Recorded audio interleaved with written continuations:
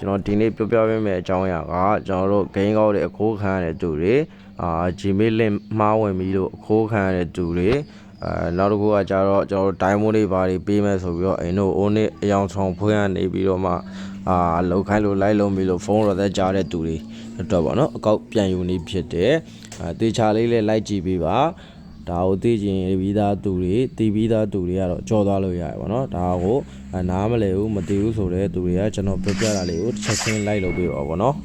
ပြီးရင် customer service ထဲကိုတွားမယ်ဒီနာရောက်ပြီဆိုရင်ကျွန်တော်တို့အကောက် recover ကိုနှိပ်မယ်ပြီးရင် phone call ကိုထွေပဲ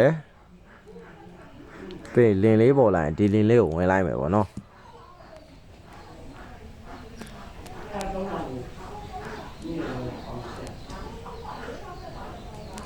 ဒီမှာကျတော့ brother တို့ပြန်လိုချင်တဲ့အကောက်ရဲ့အပေါ်ကဂိမ်းရိုက်တွေနဲ့အောက်က server အန်ဒီကိုတရားမှန်အောင်ထည့်မယ်ကျွန်တော်ကဒီနာလေးကိုနည်းနည်းချော်လိုက်မယ်ပေါ့နော်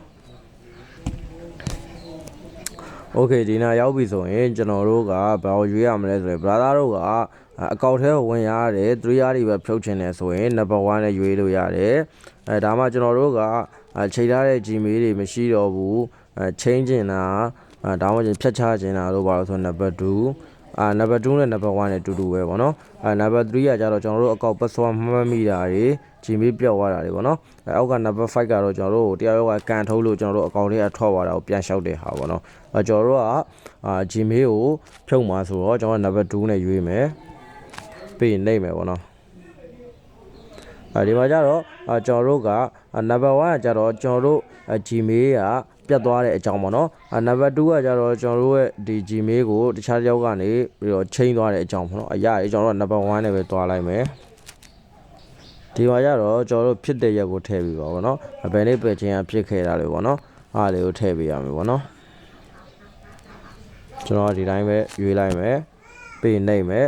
ဒီနာရောက်ပြီဆိုရင်ဒီနာအရင်အရေးကြီးတယ်ပေါ့နော်ကျွန်တော်တို့ diamond ထဲတဲ့ပြည်တာပေါ့နော် diamond ပြည်တာdiamond ပြည်တာဆိုတာကျွန်တော်တို့ Quora shot ထည့်ရင် Quora shot ပြည်တာရှိမယ် seller တွေရဲ့ shit ထည့်ရင် seller တွေရှိမယ်ဒီပြောမယ်ဆိုရင်ကျွန်တော်တို့ weight တို့ KB တို့ကထည့်ရင်လည်းအဲ့ဒီပြည်တာတွေရှိရမယ်ပေါ့နော်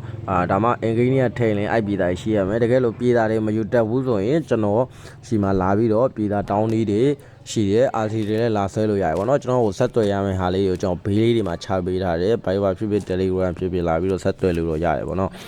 အရင်ဆုံးကျွန်တော်တို့ diamond ထည့်တဲ့ရက်ကလေးကိုရွေးပေးမယ်ပေါ့နော်ဒုတိယကကြတော့ order channel မှာကျွန်တော်တို့ထည့်တဲ့ပေပေါ့နော်အင်္ဂိမ်းတွေကထည့်တယ်ဆိုရင်ကိုကဲအမျိုးအများကြီးရှိတယ်ပေါ့နော်ကိုရာဆိုကိုရာပေါ့ Unipin ဆို Unipin အများကြီးရှိတယ် Pay Smile ဆို Pay Smile ပေါ့နော်ကျွန်တော်တို့ဒီ weight တို့ KB တို့ထည့်တဲ့သူတွေဆိုရင်ကျွန်တော်တို့အားသားနဲ့သွားလိမ့်မယ်ပေါ့နော်ကျွန်တော် Pay Smile ရွေးလိုက်မယ်ဒီမှာကြတော့ order ID ကကျွန်တော်တို့ဘယ်ဟာမျိုးလဲ Okay order ID ဆိုတာကအဲ့ကောင်လေးကိုပြောတာပါအဲ့ကောင်လေးကို coffee ယူမယ်ယူပြီးတော့ကျွန်တော်တို့ခုနနေရာမှာသွားပြီးတော့ထည့်မယ်ပေါ့နော်ထည့်ပြီးပြီဆိုရင်အောက်ကခုန order ID ကိုယူခဲ့တယ်ကျွန်တော်တို့ diamond ပြည်သားပုံလေးထည့်ပေးရမယ်ပေါ့နော် Okay အားလုံးထည့်ပေးပြီလားမှန်အောင်စစ်ပါမှန်ပြီဆိုရင်ကျွန်တော်တို့ကနှိပ်မယ်ပေါ့နော်ဒီနာရောက်ပြီဆိုရင်ဒီနာမှာကပါပေးရတယ်ဆိုကျွန်တော်တို့အကောက်ကိုစပြီးတော့ဆော့တဲ့ခုနဲ့ပေါ့နော်စတော့ပြီးတော့ဆော့တဲ့ခုလေးကိုမီးတာဒီစဆော့တဲ့လားတွေဘာတွေမှတ်မိလို့ဆိုရင်တော့ခုနဲ့မှန်ဖို့တော့ရေးကြည့်ရပေါ့နော်ခုနဲ့မှန်ပြီဆိုရင်ကျွန်တော်တို့ကမှန်အောင်ထည့်မှန်ပြီဆိုရင်နှိပ်မယ်နော်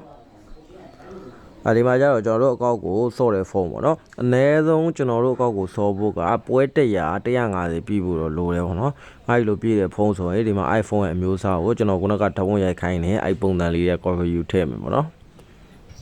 Okay cover view ထည့်ပြီးပြီဆိုရင်နှိပ်မယ်ပေါ့နော်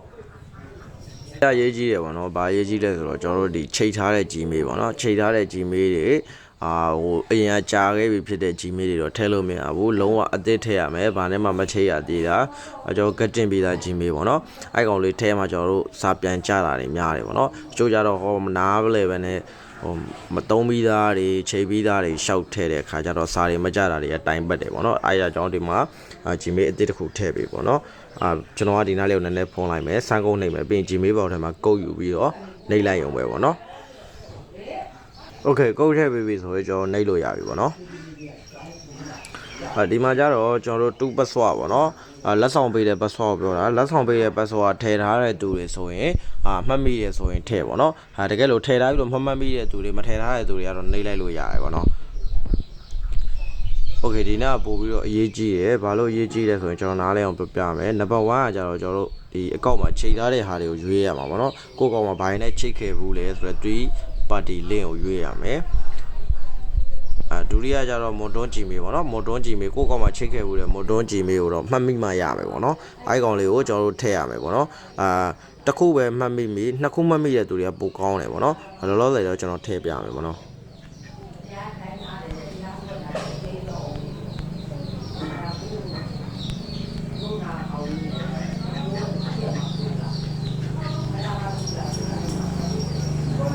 ကျွန်တော်ကတခုတည်းမို့လို့တခုတည်းထည့်လိုက်မယ်brother တို့ဆိုရင်ဒီဘေးက plate လေးကိုနှိပ်ပြီးတော့ထည့်လိုက်ရုံပဲပေါ့နော်နောက်တစ်ခုကကြတော့ဗာလဲဆိုတော့လွန်ခဲ့တဲ့6လကဘယ် high ground ရောက်ခဲ့တယ်စတားဘယ်နှလုံးရခဲ့ဆိုတော့ရွေးရမှာပေါ့နော်ခံမှန်းကြည့်ပေါ့နော်အဓိက matic ကရောက်တယ်ဆိုရင်တော့စတားကိုခံမှန်းကြည့်အနည်းဆက်ဆုံးတော့ရွေးပေးပေါ့နော်ကျွန်တော်ဒီတိုင်းပဲရွေးလိုက်မယ်ပေါ့နော်နောက်တစ်ခုကကြတော့လွန်ခဲ့တဲ့6လပဲတူတူပဲကင်ခဲ့တဲ့ favorite ဒါကတော့လူတိုင်းသိရပေါ့နော်ကိုကဘယ်လိန်သွားထားတယ်ဘယ်လိန်သွားတာအများဆုံးဘာကြီးတို့ကင်တာအများဆုံးဆိုတာဒါလူတိုင်းသိရပေါ့နော်အဲ့ဒါကြောင့်brother တို့အဆင်ပြေတဲ့ဟာကိုရွေးလိုက်ပေါ့နော်ကျွန်တော်ကလည်းကျွန်တော် favorite ကိုကျွန်တော်ရွေးမယ်နောက်တစ်ခါကျတော့အရေးကြီးတယ်လွန်ခဲ့တဲ့တစ်လကကျွန်တော်တို့ဒိုင်ဝမ်ဘယ်နှလုံးထဲခဲ့တာလဲဘယ်ရက်မှာဒိုင်ဝမ်ဘယ်နှလုံးထဲခဲ့တာလဲရွေးရမှာတကယ်လို့မထဲတတ်ဘူးဆိုတဲ့သူတွေကကြတော့ထဲ့စရာမလိုဘူးနှိပ်လိုက်လို့ရတယ်ပေါ့နော်ဒါမှမဖြစ်မနေထည့်ပေးရမယ်ဆိုရင်လည်းကျွန်တော်တို့ဒီအခိုးခံတဲ့ရက်ကိုပဲထည့်ပြီးတော့နှိပ်လိုက်လို့ရတယ်ဒါမှဒိုင်မွန်ထည့်ထားတဲ့သူတွေကကျွန်တော်တို့ဘယ်နေ့ပဲချင်းထည့်ခဲ့တယ်ဒိုင်မွန်ပမာဏကဘယ်နှလုံးဆိုတာလေးရွေးပေးရမယ်ပေါ့နော်စကင်100ကိုအနည်းဆုံးကတော့9000ပေးရတယ်9000ပေးရတယ်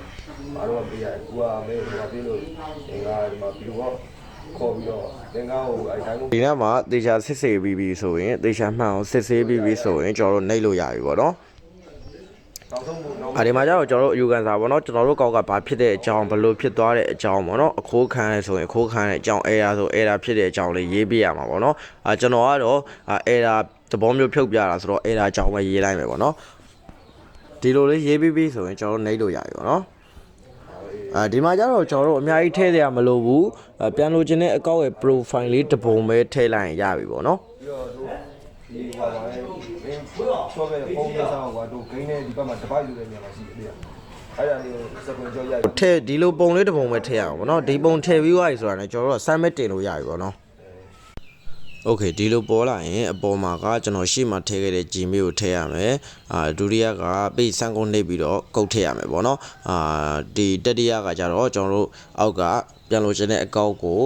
ထားခြင်းတဲ့ password ပေါ့နော်အပေါ်နဲ့အောက်ကစင်တူဖြည့်ရမယ်ပေါ့နော်အဲ့ဒါပြီးရင်တခြားပြန်စစ်ပြီးရင်ကျွန်တော်တို့နှိပ်မယ်ပေါ့နော်နှိပ်ပြီးတော့ okay ဒီလိုပုံစံလေးပေါ်လာရင်ကျွန်တော်တို့ဒါအကောင့်ကပြန်ရပြီပေါ့နော်ပြန်ရပြီဆိုရင်ဆက်ရှင်းပြီးတော့အစကနေပြန်ဝင်လို့ရပြီပေါ့နော်ဒီလိုမျိုးအကောက်တွေပြန်ရခြင်းနဲ့ RC တွေအပ်ခြင်းနဲ့လုံးဝကိုယ်တိုင်မလုံးတက်ဘူးကိုယ်တိုင်လုံးဝမှလည်းကြောက်တယ်ဒီလိုပုံစံမျိုးအကောက်တွေပြန်ရခြင်းနဲ့ဆိုရင်ကျွန်တော် Telegram နဲ့ဒီ Viber ကနေလာပြီးတော့ဆက်သွယ်လို့တော့ရတယ်ပေါ့နော်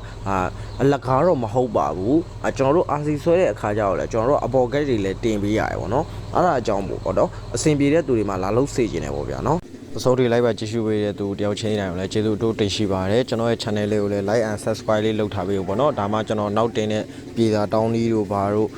တင်တဲ့အခါကျရင်အားလုံးနားလေသဘောပေါက်ပြီးတော့တည်လွယ်မှလည်းဖြစ်တယ်ပေါ့နော် auto note တက်မှလည်းဖြစ်တယ်ပေါ့နော်